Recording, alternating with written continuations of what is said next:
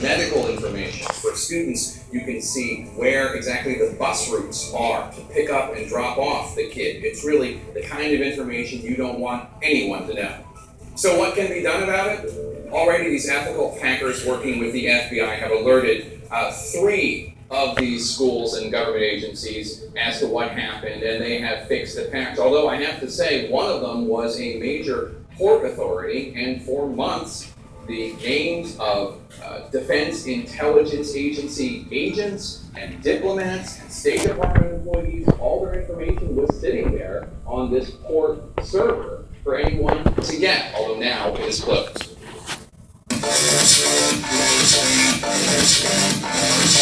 Next time you get a mosquito bite, you'd be perfectly correct in saying, "She got me." Why she? Because only female mosquitoes bite. The males eat flower nectar. Now that's random. Sustainability is a word you hear discussed a lot. It's defined as something like a building, for example, that doesn't harm the environment or use up too many natural resources.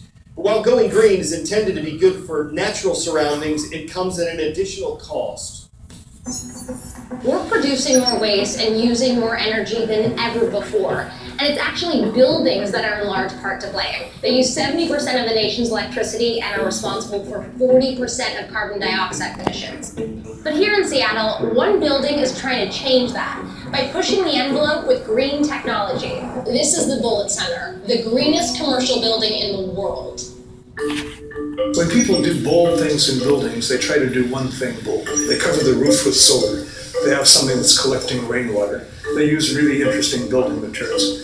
We jumped in and did it all. The 6-story Bullitt Center combines all of these green technologies to achieve net zero energy and water use, receiving countless awards as a result. And now they're pursuing the most rigorous performance standard in sustainable construction, Living Building certification.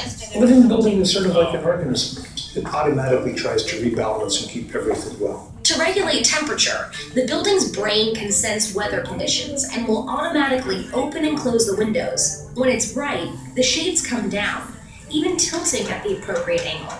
Integrating all these technologies isn't cheap. All in, the price tag to build the world's greenest commercial building was about $30 million. When you're looking at a balance sheet, it doesn't always make economic sense to create a sustainable green living building. This building did cause a premium. It cost almost 25% more than a standard Class A office building. But it's the first. The first of anything is more expensive.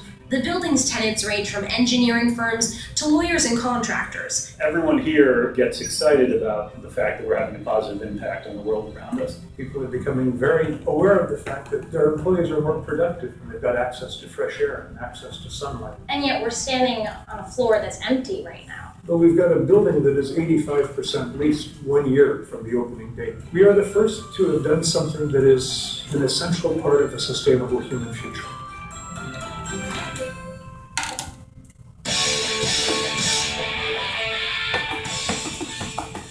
Alright, when I was told our last story would be about a siphonophore, I was like, what? The most common one we've heard of, Portuguese man-o-war. This is not a common one. It's a purple species of siphonophore, an extremely rare one found by marine biologists during a deep sea expedition. It's probably best described as a colony. Some parts of it catch prey, some swim, some digest food. They compose one strange-looking sea creature.